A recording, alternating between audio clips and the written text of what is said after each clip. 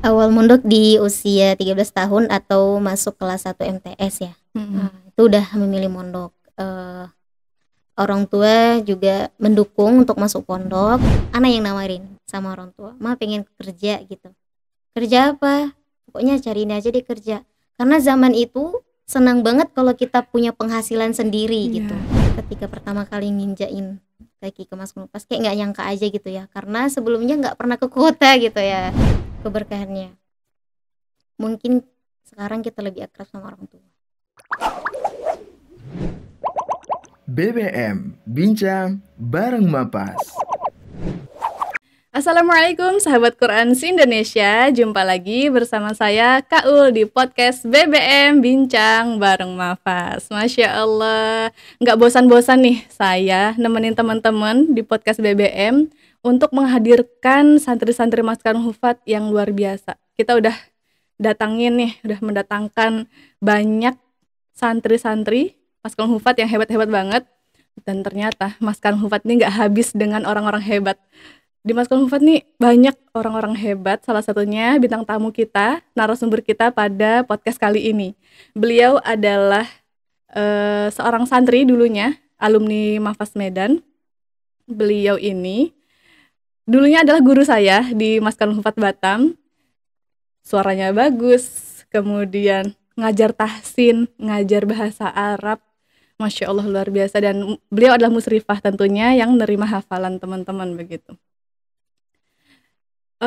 Beliau ini ketika menjadi santri termasuk yang luar biasa banget karena beliau berhasil tasmi yaitu 30 juz. Masya Allah luar biasa. Langsung aja kita sambut guru saya dan narasumber kita pada podcast kali ini.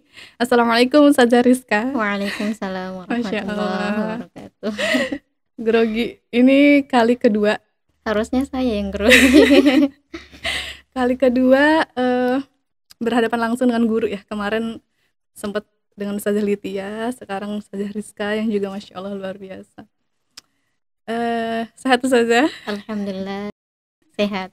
Keluarga sehat Ustazah? Alhamdulillah semua sehat. Kemarin sempat sakit ibu 3 hari, tapi hari ini ditanya kabar, alhamdulillah sudah sehat. Alhamdulillah. Dengar kabar ibu sakit dan kita tuh posisi di perantauan itu Masya Allah luar biasa khawatir ya Ustazah. Ya, khawatirnya kayak separuh semangat kita hilang gitu. Ya, dan selalu kepikiran gitu setiap aktivitas. Ustazah, aktivitasnya apa nih sekarang? Dulu kan santri ya, waktu jadi santri itu di Maskan Hufat Medan. Menteng ya Ustazah. Ya. Angkatan keberapa itu Ustazah? Angkatan keempat. Angkatan keempat. Kemudian setelah jadi santri, pengabdian diamanahkan di Maskan Hufat Batam. Oh ya, sebagai musrifah. Dan akhirnya sekarang kita bersama-sama di sini. Diamanahkan di Maskan Hufat Pusat. Di pusat sebagai musrifah. Mukim juga. Musrifah mukim, Masya Allah. Udah, berarti pengalamannya udah luar biasa dalam memegang santri, ngayomi santri. Amin. Dan udah tahu gimana caranya ngambil hati santri nih kayak mana nih gitu. Menjaga hati santri seperti apa gitu. Insya Allah. Masih banyak belajar Kak Ulfa. Masya Allah. Berawal dari nama dulu Ustazah. Namanya kan Ustazah Rizka Ritonga. Nah, boleh tahu Ustazah Ritonga itu apa? Nama Rizka Ritonga tidak ada nama panjang sih sebenarnya. Namanya cuma Rizka saja. Kalau Ritonga itu marga, maksudnya marga yang diturunkan dari ayah. Jadi itu marga Batak Mandailing ya. Jadi namanya cuma Rizka, marganya Ritonga. Ustazah, awal mondok itu usia berapa Ustazah? Awal mondok usia, ya tamat SD usia berapa ya? 12 tahun, 13 tahun. Ya, sekitaran itu. 13 tahun. Berarti masuk kelas 1 SMP. MTS, Ustazah mondok. Nah, apa yang mendorong Ustazah mondok pada saat itu? Apakah keinginan sendiri atau memang dorongan dari orang tua? Awal mondok di usia 13 tahun atau masuk kelas 1 MTS ya. Itu udah memilih mondok. Orang tua juga mendukung untuk masuk pondok. Tapi sempat ditawarin mau masuk SMP gitu ya. Tapi karena memang dari kecil sudah ditanamkan ilmu agama gitu ya. Jadi kayak basicnya tuh mau ke ilmu agama aja gitu. Orang tua melepas Ustazah untuk mondok, kemudian pasti ada derai air mata kan Ustazah? Oh beda ya. Kalau mungkin itu kita anak kedua ya, Ustazah anak kedua ya. Jadi awal mondok itu orang tua biasa-biasa saja. Maksudnya mungkin sudah pengalaman di anak yang pertama, abangnya Ana udah mondok duluan. Beda dengan Ana. Kalau Ana bilang rindu misalnya, lagi nelpon di jadwal nelpon ya. Kalau misalnya Ana bilang rindu, Ma rindu gitu ya. Pasti orang tuanya Ana itu jawab, Mama nggak rindu kok sama kamu gitu. Mungkin itu salah satu alasan atau salah satu alasan biar kita tetap kuat, biar gitu kita ya. tetap kuat, kita nggak ngerasa orang tua nggak rindu kok gitu. Ya udah, Nah, kita tetap tegar di iya. perantauan gitu. Tapi beda dengan abangnya Ana. Kalau abangnya Ana awal masuk pesantren 2 pekan itu mamanya Ana itu 2 pekan berturut-turut menangis. Nangis karena 2 pekan berturut-turut menangis karena ya mungkin itu pengalaman pertama anaknya yang mondok. Tapi kalau Ana nggak rindu katanya sih udah gitu. ini gitu, Iya. udah nangisnya udah waktu Iya. anak pertama Iya. gitu. Tapi anak yang pertama nggak nangis, yang nangis itu malah anak kedua. Masya Allah, akhirnya berarti udah terbiasa, orang tua udah terbiasa. Dari Ustazah mondok tuh berapa tahun di pondok itu saja, di sekolah itu? MTS kan beda kecamatan ya. Waktu MTS 3 tahun anak mondok itu masih dekat dari rumah, yang 1 jaman atau setengah jam 30 menit. Setelah selesai MTS pindah lagi ke pondok itu hampir 2 jam atau 3 jam, tapi tergantung cuaca juga. Kalau cuaca lagi hujan itu jalannya juga susah. Jadi setelah selesai dari MTS itu 3 tahun awalnya lagi ditawarin masuk SMA, mau di masuk tempat SMA itu juga, di dekat itu juga, di dekat. di kecamatan itu juga. Tapi mungkin saking semangatnya pengen niat lebih belajar lagi, lebih banyak lagi menuntut ilmu agama, jadinya pengen ke pesantren yang dibilang pesantren terkenal lah di sekitar kecamatan kami ya. Itu jadi setelah selesai MTS memilih lanjut ke aliyahnya atau SMA-nya di pesantren yang mungkin kita lebih dididik lebih baik lagi atau lebih banyak ilmu agamanya gitu lah. Oke, berarti waktu SMA juga 3 tahun mondok di 3 tempat tahun. itu. Mulai ngafal Quran itu di kelas berapa sih? Mulai ngafal Quran itu sebenarnya setelah selesai MTS tadi, pengen pindah ke pondok itu karena memang di pondok itu sangat terkenal dengan hafalan Qurannya atau para hafiz Qurannya. Jadi memilih pindah ke pondok yang beda kecamatan tadi. Mulai ngafal itu sebenarnya di kelas 1 aliyah. Itu mulai ngafal di kelas 1 aliyah itu sambil belajar di kelas, sambil kita setoran sama guru kita atau ustazah kita. Itu boarding juga ya, tinggal di situ gitu? Iya, tinggal di situ. Terus yang mulai khusus ngafal Qurannya itu di kelas 2 aliyah. Itu udah mulai ngafal Quran khusus, tidak ada lagi belajar di kelas. Tapi sambil belajar kitab kuning, sambil menghafal Al-Quran atau sambil belajar tafsir dan lain-lain. Tapi kalau untuk belajar di kelas nggak lagi. Awal ustazah ngafal Quran tuh kayak mana saja perasaannya? Awal ngafal Al-Quran kayak semangat banget gitu, karena kan kita murid baru ya di pesantren itu. Karena sebelumnya kita di pesantren lain gitu. Jadi ngelihat teman-teman yang sudah juznya pada tinggi-tinggi, jadi kayak mikir insecure gitu ya. Awalnya insecure sama mereka yang sudah hafalannya tinggi-tinggi, sementara kita baru saja memulai menghafal. Bahkan alif lam mim itu pun tidak lancar. Aku harus bisa ngelewatin mereka gitu kan. Kan kita boleh ya berfastabiqul khairat ya. Betul. Jadi gimana caranya aku bisa ngelewatin mereka gitu. Mungkin karena aku semangatnya gitu. Pokoknya tidak ada waktu selain ngafal Quran, belajar di kelas, habis itu ngafal Quran lagi gitu. Pokoknya setiap ada waktu kosong ngafal lagi, harus ngejar mereka gitu ya. Selesai SMA itu udah dapat berapa juz saja? Selesai SMA kan ngafal dari kelas 2 aliyah ya. Itu alhamdulillah sudah bawa 14 juz dari pondok. 14 juz. Masya Allah, menarik banget ya teman-teman. Ini udah setengah perjalanan, masih setengah perjalanan, tapi udah menarik banget ceritanya. Dan ngomong-ngomong, Ustazah Rizka ini pernah ditawarin untuk daftar di Dangdut Academy. Ya betul Ustazah. Itu gimana ceritanya Ustazah?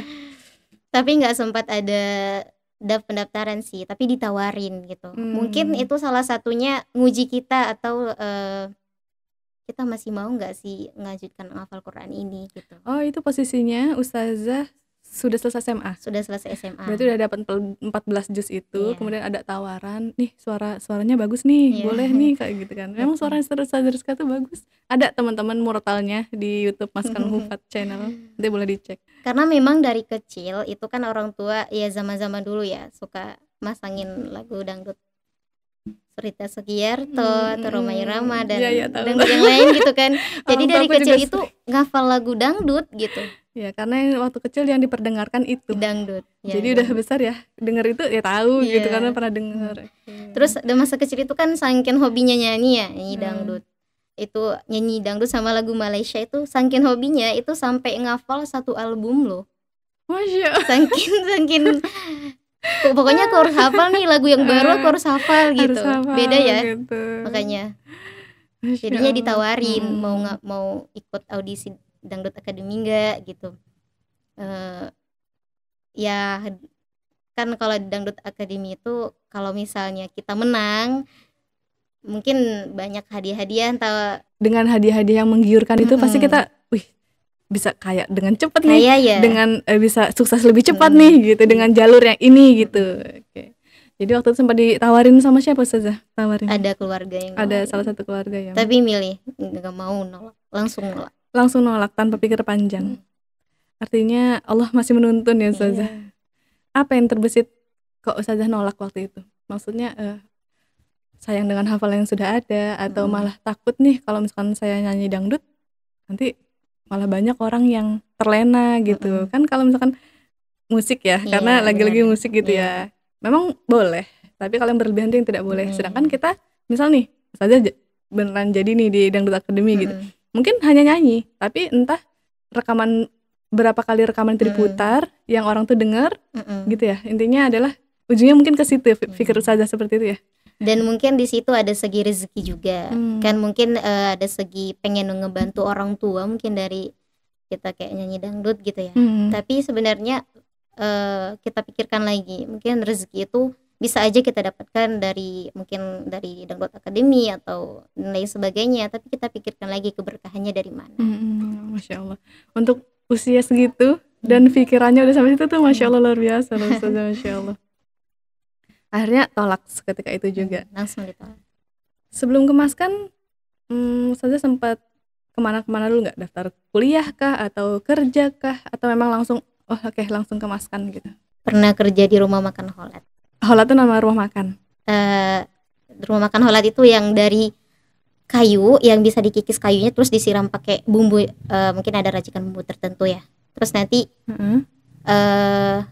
kulitnya itu berubah menjadi putih kayak santan, tapi bukan santan, tapi dari Holat dia. Itu nama makanannya? Nama makanannya. Oh, rumah makan Holat, makanannya Holat. Oh, namanya Holat. Oh, belum tahu sih. Itu khas daerah Rantau Parapat atau daerah gitu. Intinya pernah kerja di rumah makan. Berapa lama Ustazah? Itu di waktu bulan Ramadan setelah selesai sekolah kelas 3 MTS. Oh, setelah lulus MTS. Iya, habis itu pulang ke rumah niat mau kerja. Anak yang nawarin sama orang tua, "Ma pengen kerja gitu."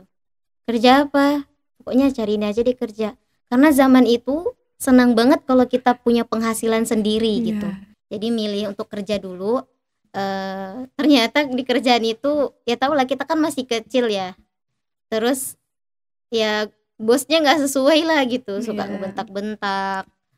Ya walaupun sambil kerja sambil nangis lah di situ. Padahal kita yang mau loh gitu. Ya udah rasakan aja gitu. Untuk menguji mental ya Ustazah ya.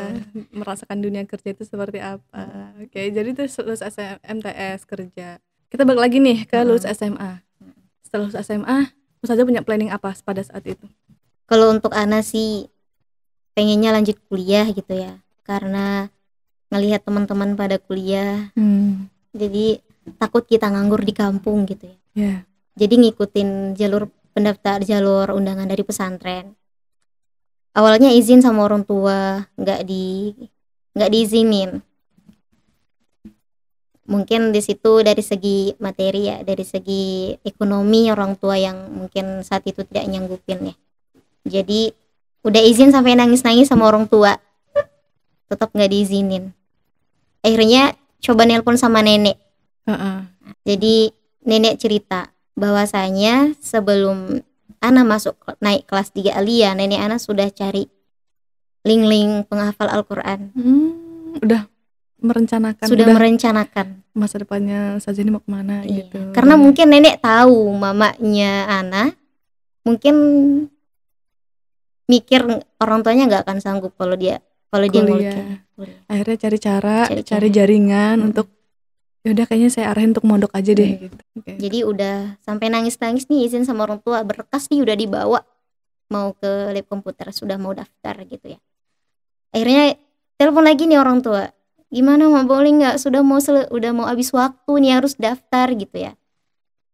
Tetap nggak diizinin, itu orang tua benar-benar marah gitu ya. Ana datang atau Ana jumpain guru Ana atau ustazah pembimbing Ana, minta saran ya. Ilmu itu kita harus minta saran ya. Jadi tanya sama ustazah bagaimana ini solusinya. Ana mau daftar kuliah tapi orang tua nggak ngizinin. Nah, apa solusinya ustazah? Gitu. Lebih baik mana dulu ustazah, menghafal Quran atau kuliah dulu? Tanpa pikir panjang langsung dijawab menghafal Quran. Dari guru ustazah udah ngomong kayak gitu. Menghafal Quran aja, ikuti kata orang tua. Jadinya ya udah pulang dari lab, nangis dulu nih karena nggak jadi daftar kuliah. Setelah itu pulang ke rumah ya, udah lulus kelas 3 SMA atau kelas 3 aliyah, pulang ke rumah itu masih ngungkit-ngungkit masalah kuliah. Kenapa masih dulu pengen tetap kuliah, pokoknya iya, mau kuliah gitu aja gitu. Bisa kok aku ngafal sambil kuliah gitu ya, saking semangatnya mau kuliah gitu ya. Terus dinasihatin lagi, ini mungkin wasilah dari nenek Ana ya, nenek orang tua juga mungkin. Rupanya nenek Ana itu sudah nyari link itu dari anak kelas 2 aliyah. Rupanya nenek Ana ini punya kenalan di sebuah tempat-tempat ibadah gitu ya. Terus nenek Ana perkenalkan Ana sama orang tersebut. Terus dibilang, aku punya cucu nih, cucuku sudah ngafal Quran, dia punya hafalan sekian-sekian juz, bisa nggak kamu carikan untuk cucuku penghafal Al-Quran yang beasiswa gitu ya. Nah setelah tamat aliyah tuh langsung dikasih nomor teleponnya, langsung ditelepon sama sebutnya Uwa ya, Uwa atau sekarang dibilangnya mama angkat Uwa atau paman ya, paman gitu ya. Tapi kalau bahasanya Uwa gitu ya, ya, dimanggilnya Uwa. Jadi ditanya rupanya ada, nah itu di Maskan Unpas Menteng gitu. Jadi setelah selesai aliyah udah proses pendaftaran ke Maskan Unpas Menteng Indah, dan sebelumnya nggak tahu Maskan Unpas itu punya siapa. Pokoknya ikutin aja deh kata orang tua. Programnya gimana, apakah beasiswa atau reguler itu belum tahu. Belum tahu. Yang penting ikutin kata orang tua. Pada saat itu orang tua langsung setuju saja. Langsung setuju karena nenek dengan orang tua itu sehati. Oke, berarti ngafal Quran tuh dorongan. Awalnya paksaan. Paksaan. Jadi ya udah dengan terpaksa datanglah ke Maskan Hufat itu waktu itu. Jadi udah pengumuman, udah pasti nih udah keterima di Maskan Hufat gitu. Perjalanan menuju ke Maskan Hufat gimana saja? Meninggalkan orang tua, kemudian untuk 1 tahun tidak bertemu, kemudian ya karena sudah biasa sih ya, karena sebelumnya udah mondok juga gitu, bahkan lebih 3 tahun, bahkan 6 tahun gitu. Tapi yang jadi titik berat di sini adalah harus merelakan mimpi yang sempat tertunda itu kuliah gitu. Gimana perasaan saja waktu itu? Campur aduk. Awalnya berat banget ya. Ini jadi nggak, batalkan nggak ya gitu. Ya udah, akhirnya ingat lagi nih yang nasihat dari ustazahnya Ana. Ikutin aja kata orang tua. Terus ada juga nasihat dari nenek, bisa jadi dengan kata-kata atau ridhonya orang tuamu gitu, bisa jadi kamu bisa dapat lebih dari itu ya. Bisa jadi kamu entah kuliah ke luar negeri mungkin ya, entah nanti yang awalnya kita mau itu yang orang tua nggak ridho, mungkin yang kemauan orang tua itu mungkin yang lebih baik gitu untuk kita gitu. Jadi menata hati saja. Ya udah tunggu nanti aja apa keajaiban setelah ngafal Quran gitu. Padahal sebetulnya ketika ngafal Quran sangat kecil kalau kita cuma minta imbalan dunia ya saja. Jadi harus lebih dari itu harusnya ekspektasinya. Dan jangan sampai kita ngafal Quran tuh hanya karena biar dapat beasiswa nih, biar dapat ini, itu kecil gitu. Sebaiknya ya udah nata hati, nata niat, Akhirnya ketika Ustazah menginjakan kaki pertama kali di Maskan Hufat. Ketika pertama kali nginjain kaki ke Maskan Hufat kayak nggak nyangka aja gitu ya, karena sebelumnya nggak pernah ke kota gitu ya. Oh itu di kota ya? Itu di kota, di Medan. Jadi Medan itu kotanya kami gitu ya. Jadi pertama kali nginjakkan ke Maskan Hufat itu kayak nggak nyangka gitu, ada orang-orang baik yang ngebantu, wasilah orang-orang baik yang ngebantu kita bisa sampai ke sana gitu ya. Ya awal-awal agak berat gitu masuknya, mulai ngafalnya gitu ya, karena awalnya masih keterpaksaan gitu ya.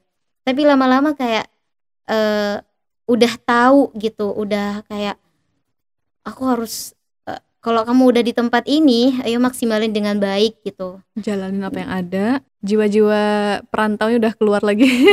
Akhirnya ya udah ikhlasin aja, senengin aja, ya udah jalanin aja gitu. Intinya adalah relain dulu.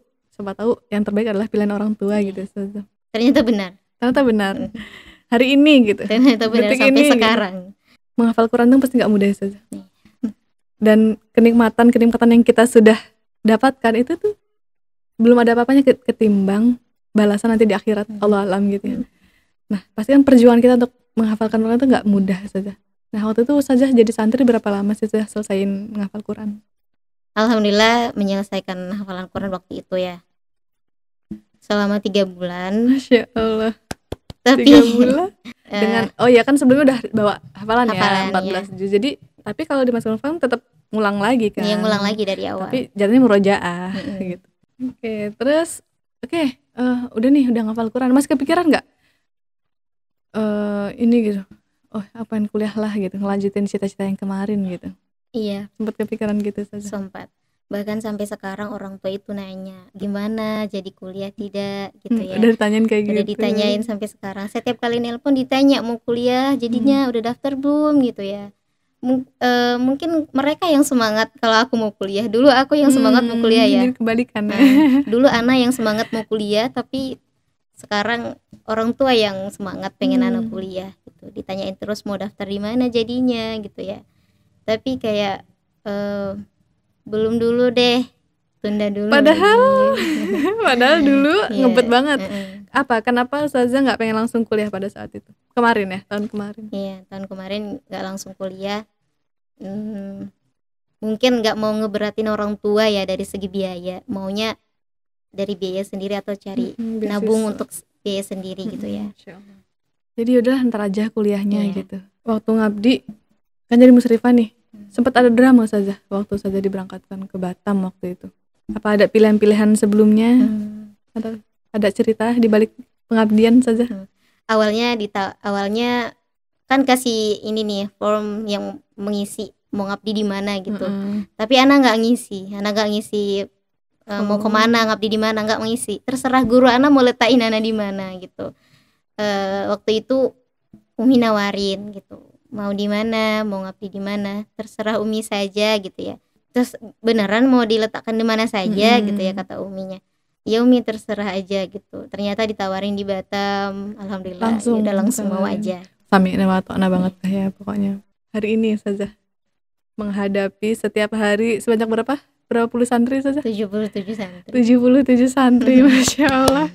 Tiap hari 24 jam memantau bersama santri, ngarahin, pasti banyak lika-likunya kan saja.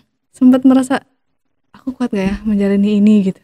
Sempat, karena kan di pusat ini kegiatan lebih padat gitu ya. Tapi lebih banyak ilmunya. Gitu. Seimbang. Keberkahan terbesar. Kalau kita ngomong keberkahan Al-Quran pasti udah banyak banget ya. Terutama Ustazah Rizka yang duluan udah duluan menyelami Al-Quran gitu dibandingkan anak yang barusan gitu saja. Pasti lebih banyak keberkahan yang Ustazah rasakan, Ustazah alami. Yang keberkahan terbesar Ustazah apa yang dirasain gitu? Keberkahannya mungkin sekarang kita lebih akrab sama orang tua. Dulu sempat ada. Maksudnya mungkin komunikasinya dulu kurang ya. Gitu. Tapi sekarang itu udah mau dan udah mulai romantisan sama orang tua. Kemudian komunikasinya juga kayak makin dekat, kasih sayangnya makin dekat. Itu mungkin salah satu keberkahan atau wasilah dari Al-Quran yang Ana rasakan ya. Keberkahan lain, ketemu orang-orang hebat kan. Iya. keberkahan Banyak, lain betul. ya, di sisi lain keberkahan itu ya bertemu orang-orang hebat yang masya Allah kita belajar dari orang-orang hebat di sini, kayak bersyukur banget gitu ya di Maskan Hufaz gitu, karena pokoknya semuanya lah Ada di sini saja. ada aja kebaikan-kebaikan, keberkahan Betul. yang kita dapatkan di sini. Bahkan dari hal yang nggak kepikir, yang kita tidak terpikirkan dari awal atau tidak pernah terbesit, tapi Allah kasih. Allah kasih. Dan setelah diingat-ingat, kayaknya dulu saya pernah minta ini deh. Mm-mm. Tapi udah lupa dengan permintaan itu gitu. Allah kabulin gitu. Banyak banget. Anak sendiri sering ngalamin kayak gitu di sini Ustazah. Makanya ada kata-kata seperti ini. Ternyata yang kudoakan lebih baik dari apa yang diberikan. Maksudnya kita udah berdoa nih, kita berdoa minta yang kecil, tapi Iya. Allah kasih yang besar Iya, seperti itu. Masya Allah. Seromantis itu ya Iya. Allah ya. Jadi kalau mau ninggalin Al-Quran, ninggalin lingkungan yang seperti ini tuh nggak ada alasan. Nggak ada Apa sih alasan. alasan kita buat ninggalin lingkungan dan Al-Quran, lingkungan seperti ini dan Al-Quran gitu? Pokoknya jangan mau keluar dari barisan dakwah. Iya, Masya Allah luar biasa. Negara tujuan kemana sih saja? Kalau pengen dikasih kesempatan untuk belajar, saja pengen belajar di mana? Semuanya pengen sih. Yang penting belajar ke luar negeri. Misal seperti Mesir, Yaman. seperti Turki, Yaman. Yaman. Pengen belajar. Mudah-mudahan ada kesempatan ya Ustazah. Karena ya itulah, kesempatan itu datang kepada mereka yang sudah siap, yang sudah mempersiapkan dirinya, sudah mempersiapkan ilmunya, mentalnya, sungguh-sungguhnya, semangatnya. mental yang tahan bantingnya. Iya. Itu kesempatan akan datang kepada orang yang seperti itu ya kan Ustazah. Ya mudah-mudahan next time Ustazah Rizka Amin. delegasi bukan hanya sebulan 3 bulan, tapi Amin. menyelesaikan studi di luar negeri. Amin ya Allah. Amin. Terakhir nih Ustazah, Hmm.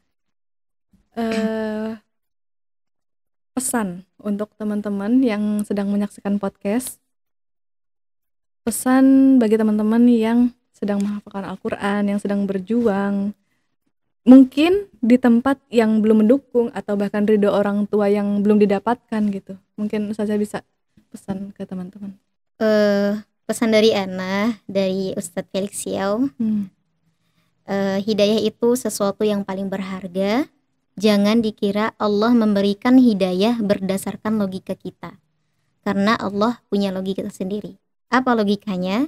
Ketika Allah menunjuki pada orang hidayah, berarti Allah sudah menganggap mereka lebih pantas untuk mendapatkan hidayah itu. Jadi jangan pernah sia-siakan hidayah dari Allah yang Allah berikan kepada kita. Contohnya seperti menghafal Al-Quran. Kalaupun orang tua tidak mendukung, bisa kita ngafal sendiri, berjuang sendiri, menghafal sendiri dimanapun dan kapanpun, insyaallah. Jadi buat teman-teman yang sedang berjuang di luar sana, berjuang untuk menghafalkan Al-Quran, tapi mungkin lingkungannya belum mendukung ataupun ridho orang tua yang belum didapatkan, mudah-mudahan Allah kuatkan ya Ustazah. Amin. Semoga Allah istiqomahkan dan Allah tuntun untuk ke tempat yang memang benar-benar bisa mendukung teman-teman gitu. Terakhir Ustazah, mungkin ada pesan ataupun terima kasih kepada orang tua juga guru-guru yang selama ini membimbing Ustazah, boleh disampaikan Ustazah? Terkhusus untuk ayah sama mama. Terima kasih atas dukungannya, motivasinya, terus semangatnya, terlebih doanya untuk Rizka untuk mau terus-terus menghafal Al-Quran dan mau berada di barisan dakwah ini. Jadi kok ada yang nangis ya? Ustazah. Terima kasih kepada nenek, kepada orang tua juga yang sudah ngedukung Rizka untuk mau dan semangat terus untuk menghafal Quran ini, menjalani dakwah ini. Mungkin dari wasilah nenek, doa nenek, Rizka bisa sampai di sini. Terus kepada orang tua angkat Rizka, Rizka laki sama perempuan yang sedang yang di Medan, terima kasih banyak atas dukungan dan motivasinya dan bantuannya. Allah lah sebaik-baik pembalas untuk Uwa dan keluarga. Itu aja. Terharu sama orang-orang hebat yang ngedoain gitu ya, karena bagaimanapun usaha kita hanya 20%, betul. 70%-nya lagi, 80%-nya lagi doa dari keluarga dan orang tua. Masya Allah, luar biasa. Ya, jadi apa ya, jangan merasa hebat. Ya, betul Ustazah. Jangan merasa hebat, kita tuh bukan siapa-siapa. Kita tuh adanya kita hari ini tuh, kalaupun orang lain melihat kita hebat, itu bukan kita yang hebat. Doa. Karena usaha kita cuma 20%. 20%. Tapi 80% adalah doa orang tua dan ridho orang keluarga. tua. Sujudnya, di setiap tahajud, doanya di setiap waktu ya. Aduh, terharu banget. Terima kasih Zariska sudah berkenan hadir di podcast BBM. Mudah-mudahan teman-teman yang sedang menyaksikan mendapatkan banyak pelajaran, dan saya pastinya mendapat banyak pelajaran juga dari Ustazah. Masya Allah. Amin. Padahal yang namanya musyrifah itu sibuk banget teman-teman, karena 24 jam kan membersamai santri, dan kita dapat kesempatan nih, dapat waktunya Ustazah Rizka nih, Masya Allah banget gitu kan, berharga banget gitu. Di tengah-tengah kesibukan beliau, menyempatkan untuk hadir gitu, berbagi cerita kepada kita semua gitu. Semoga keberkahan selalu bersamai kita ya. Amin. Semangat juga untuk teman-teman yang masih menyaksikan podcast sampai di akhir. Mudah-mudahan Allah mudahkan dalam menghafalkan Al-Quran bagi teman-teman yang sedang berjuang menghafalkan Al-Quran, dan teman-teman yang lainnya semoga senantiasa mencintai Al-Quran ya, karena Al-Quran adalah pedoman hidup kita. Masya Allah, luar biasa. Nama saya Iqbal Maulana. Suatu saat saya akan menjadi pengusaha yang sukses. Saya Ulfa. Selain menjadi penghafal Quran, melalui gambar yang saya ambil, saya berharap mampu menyampaikan pesan dakwah. Saya Khadijah, menjadi pendakwah adalah jalan hidup yang saya pilih. Nama saya Sultan, menjadi ulama besar adalah impian saya di masa depan. Halo teman-teman, nama saya Maryam. Cita-cita saya ingin menjadi ustazah. Mari wujudkan cita-cita para penghafal Al-Quran dengan bergabung bersama kami menjadi orang tua asuh.